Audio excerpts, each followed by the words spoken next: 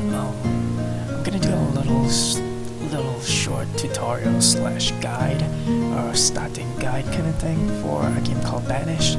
So I'm just gonna get right into it. Let me load up the town that I'm currently playing, and I'll start explaining a little bit of stuff that might be beneficial for a lot of people out there who's having problems with this game at the moment.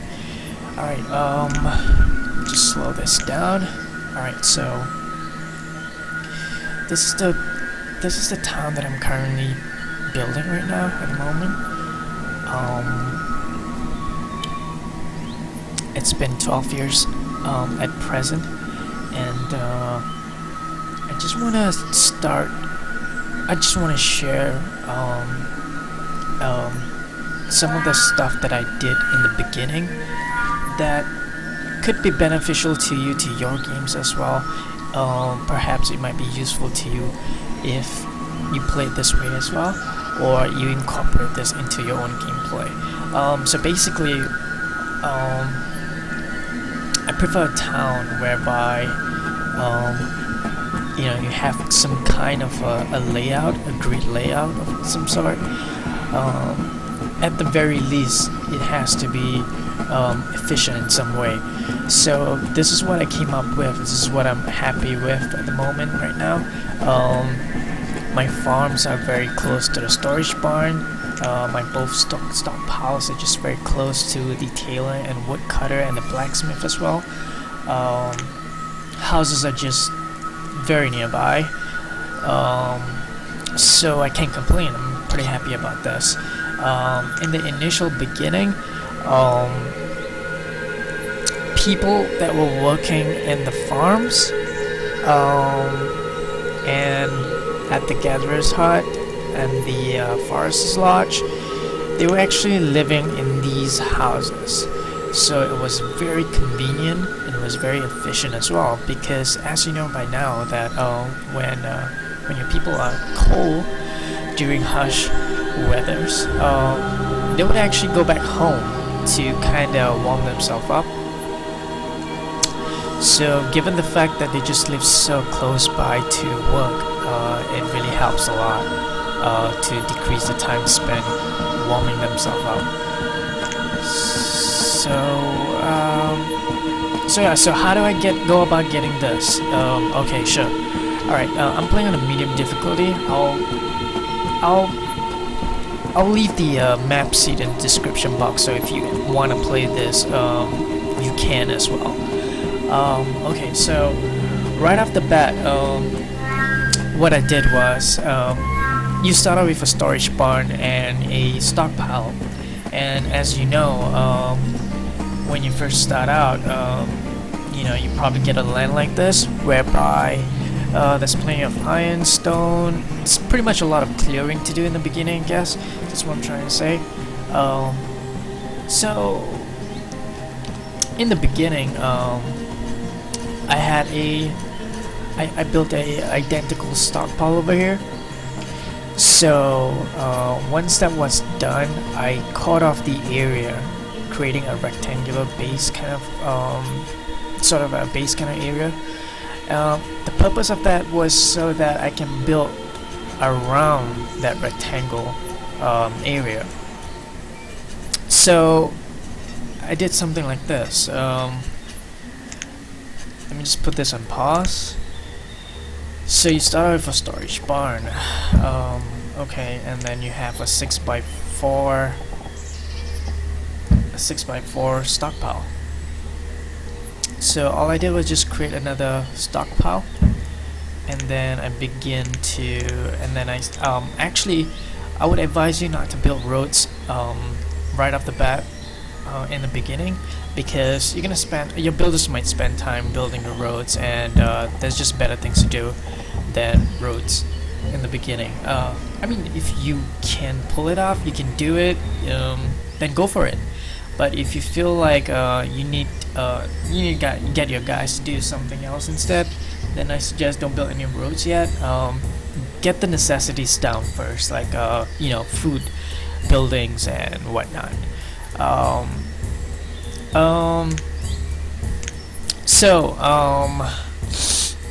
Okay, so this is how it went, and then from there, I went on to build my crop fields. I started off with 8 in the beginning, and the reason was that because I actually started farming right off the bat. Um, you start in spring. Um, when I built the stockpile, I caught up the area, and then right off the bat, I actually built my crop fields. Why? I actually found farming early in the game actually kind of very useful, given the fact that I don't really like fishing docks because the food quantity is very unreliable. Um, my initial beginning when when I actually had a fishing dock built, I wasn't yielding much fish. It was like around 68 to 80, I guess. I just don't like the idea of fishing docks at all because the food is just not a good reliable source. The quantity isn't that much. Although perhaps having more people working in it might actually help, and the fact that when you have more circle of radius in the water rather than land mass, it improves your quantity of the fishes that you get as well. But yeah, no, it's just not for me. I prefer farms, and I love Gatherer's Hut. They get the job done. They really do. And I've realized that placing a Gatherer's Hut in a dense forest actually yields more food compared to just placing them in a forest that's being, you know, it's not as dense as the one you see over here. So that was the reason why I actually have a forester's lodge over here that's just set to plant only and never cut. Just one guy working there. Because I wanted a dense forest so that my gatherer's hut can have a more quantity of food being gathered. Because if I'm not mistaken, these foods are actually being produced by older trees and mature trees, and if you have like a forester's lodge cutting down your old trees, then you're kind of creating competition for the gatherer's hut. So it turns into a more log versus less food kind of situation, and I'd rather have food. I'd rather have more food than less log, actually, to be honest. And besides, you can get log anywhere else. So, so that's the reason why this is just set to plant only, and so that I have a dense forest, so that these guys can go and pick up a lot of food, and these guys and my herbalist as well can pick up herbs as well. I've noticed that hunting cabin actually does well in dense forest as well. I've seen as much as 24 to 30 leather, though, yeah, and 1,200 venison. Yeah, so, but when it comes to hunting cabin, I could be wrong because the tutorial said that you can actually place a hunting cabin on an open field as well. I've never tried that before, so I'm not really sure what's the productivity level like if you actually place a hunting cabin in an open field, how much food and leather you would actually be yielding. I'm not really sure, but so far, placing it in a dense forest, it actually helps me, so I'm just gonna keep doing that because it seems very beneficial. So you can actually well, since you have one forester is just making, creating the dense forest for you, you can just, build another forester's lodge and then set to cut plant and have a lot of people working there, and then place a woodcutter nearby and a stockpile so that, this becomes like a firewood deposit area zone. And because, as you know, firewood is a very good resource to actually use for trading. They're just very easy to make, and they sell for about a value of 4, which is about 1,000 firewood, you can get about 4,000 you know trading currency, if you will. Yeah. So firewood's a good deal. So yeah. So moving over here, I've never built wooden houses for this town. Just in the beginning, I was just building stone houses right away. And I have a reason for it, actually. I have a reason for why I stayed away from building wooden houses. It was because I've noticed that when I built wooden houses in the past, though it cost cheaper, it was not as good enough to keep them warm during cold weathers, which kind of made my citizens run for the firewood a lot. And in the beginning, you have a lot of problems in the beginning because you have to worry about food consumption, making more food. You have to worry about your tools are depleting, your clothing is depleting. You're always worrying about whether you have enough stone and iron to build something. So having wooden houses wasn't really helping that much at all, because I had to worry a lot about firewood, because when you're trying to fix the food problem, you're on a race against time to build a woodcutter as soon as possible. So I kind of stayed away from wooden houses. I built stone houses right away. I know that they cost a lot more. It's not that easy to build them, but I assure you, it's really worth the effort too, because these guys, these houses would actually keep your people really warm, so they don't run to grab firewood as much. So that would actually give you more time to actually, to finally get to the point where you need to build a woodcutter. So all those extra time that you have bought and you have at the moment, you can actually focus your attention to getting a good amount of food in the initial beginning.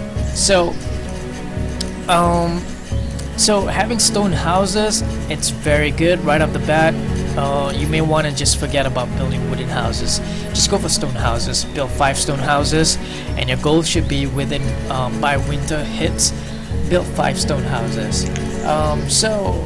So in the beginning, I built 2 stockpiles. I caught off the area, and then I built a 7x7 crop field. I'm happy with that size, although I've read online that with one worker in it, you can actually go like 8x9 or something like that, and still have a good amount of food being yielded with just having one farmer working in it. The ultimate goal is to have a good amount of size of crop field with just one worker, one farmer working in it. So I found that 7x7, the most I've got was 364, and I'm pretty happy with that. Perhaps in the future I'll get a bigger, I'll toy around with other farm sizes, and then while trying to just achieve one farmer per crop size, a larger crop size, to get a good amount of food. But as for now, 7x7 really works for me. You can get about 364 food per 7x7 crop size. On a bad harvest year, I think you can go around to like what was that just now when you saw 177 or 131? Yeah. But it doesn't happen as often. Yeah. So this is actually working out for me. So after I built the storage barn, 2 stockpiles, and then I cut off this, I made 8 farm fields. Immediately, it was still spring, so immediately I placed 2 farmers to work on food, and then I brought everyone else to start building the gatherer's hut, which is my top priority, and then followed by a herbalist and a forester lodge. Herbalist just because I just want people to be healthy right from the start, and so that the herbalist can just keep storing herbs. as time passed by. So that was the reason why I built these 3 buildings as soon as my crops were up. My 2 crop fields at least were built. I started working on 3 buildings over here, and then I started working on having my 5 stone houses, and then eventually I moved on to building a woodcutter and a tailor and a blacksmith. It was great because everybody was just living in these houses, so they were working just very close by.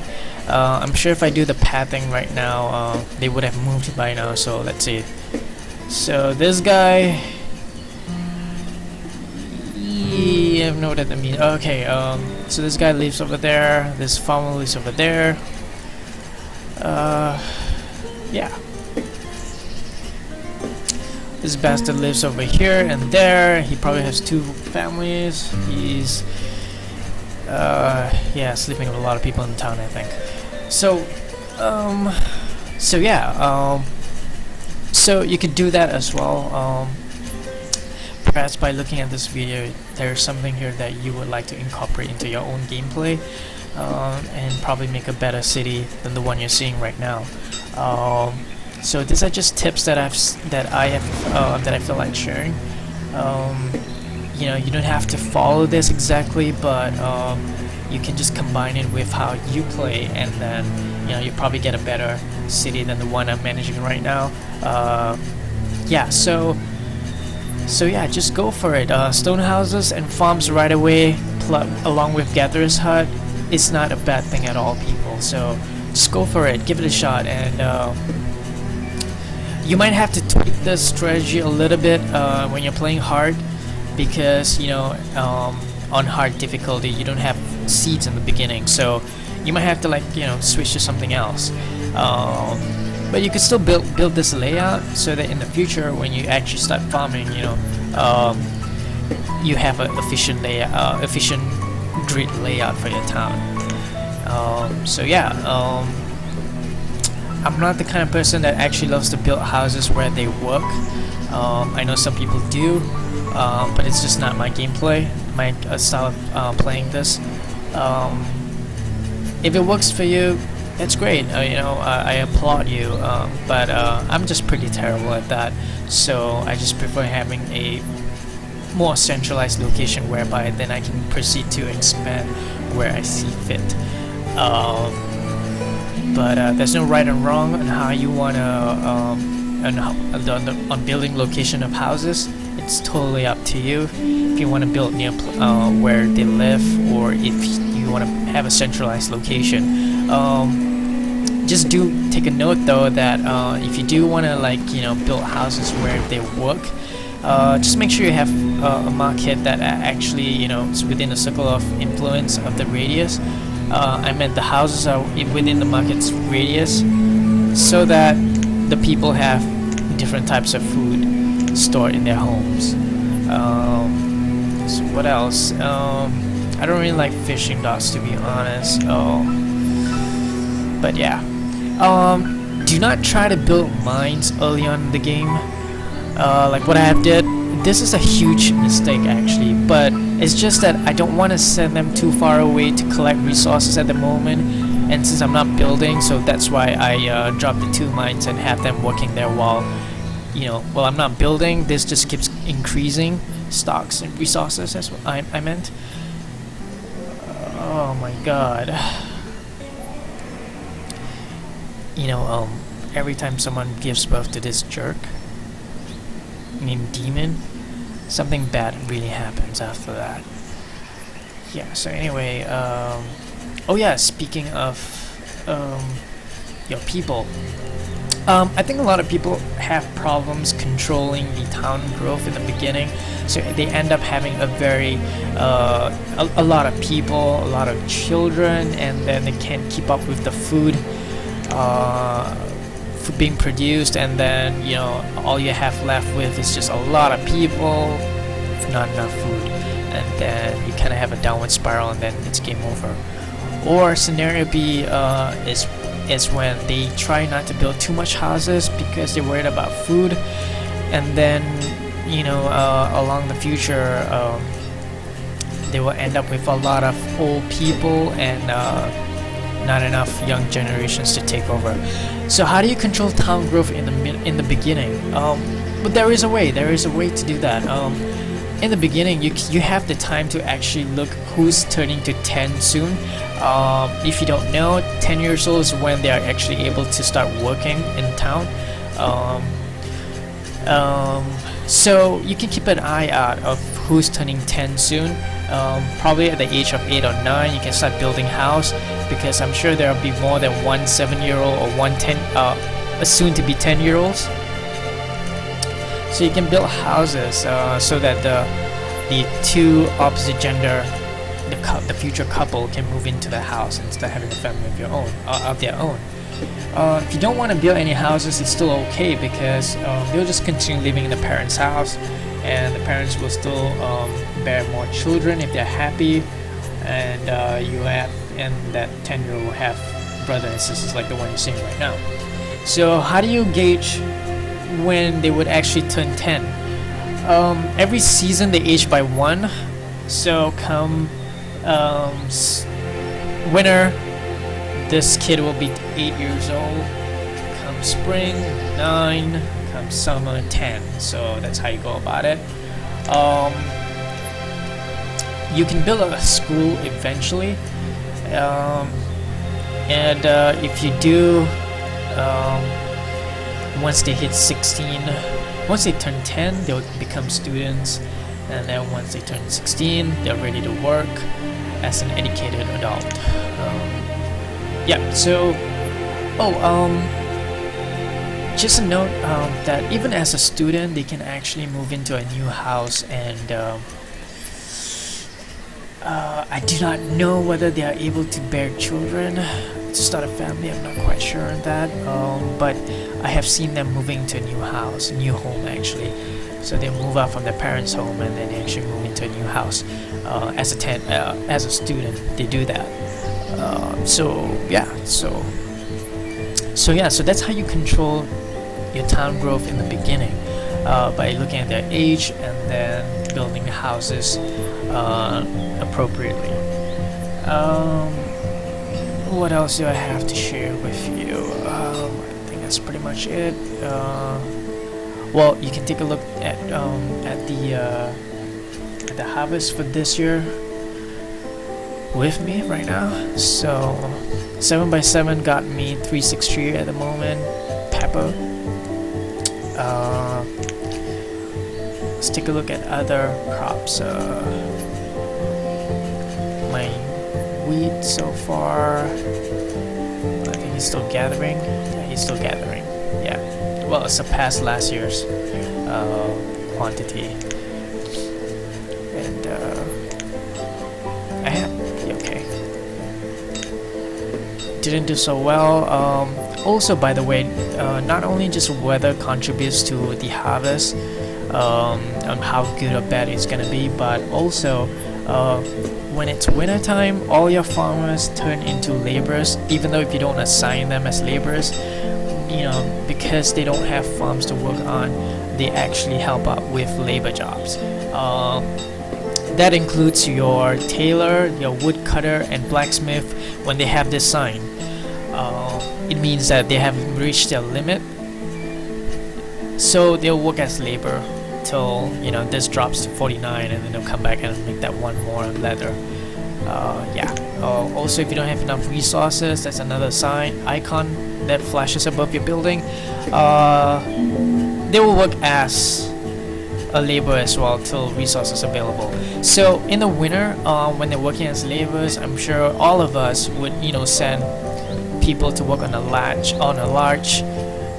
area to gather resources.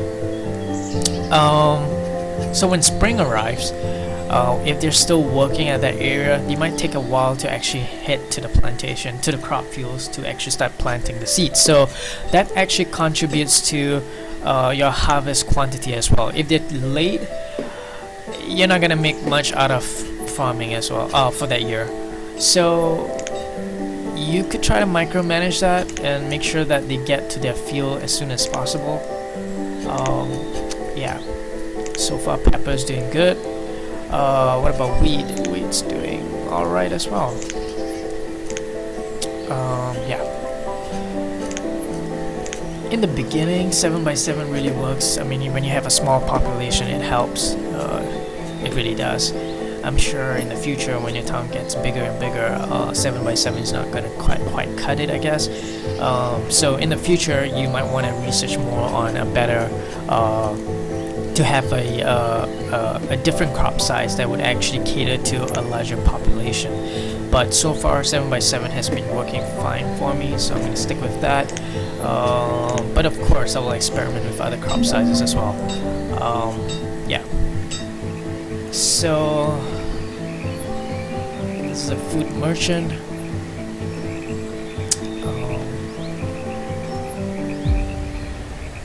You know, just for variety of food, variety of food's sake, you could actually sell. I can actually sell pepper right now,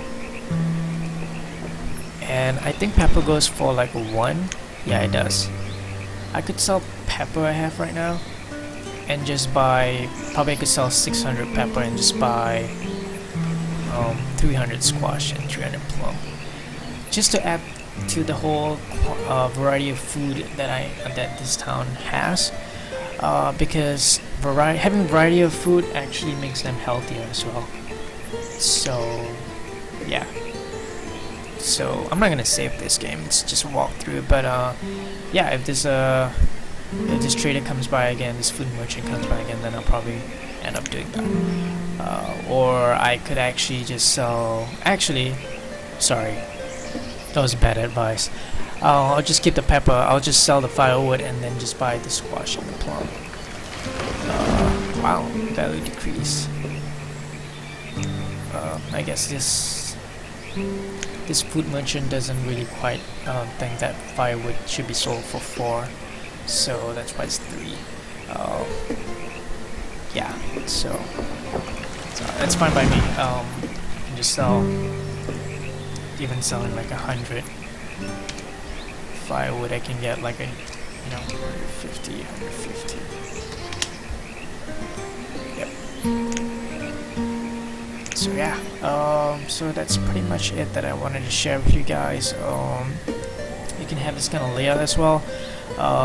Eventually down the road I'll build more houses over here and then expand the fields and then build more houses. Probably build around here and then yeah, I'll figure something out. So I hope this helps. You don't have to play like this, exactly like this, but I hope that there is something over here that you can learn and incorporate into your own playing style, which would make your city even better than the one you're doing right now. So if you have other tips and guides to share, just place in a comment below so that other people can actually read it and try them out for themselves. So yeah, thanks for watching.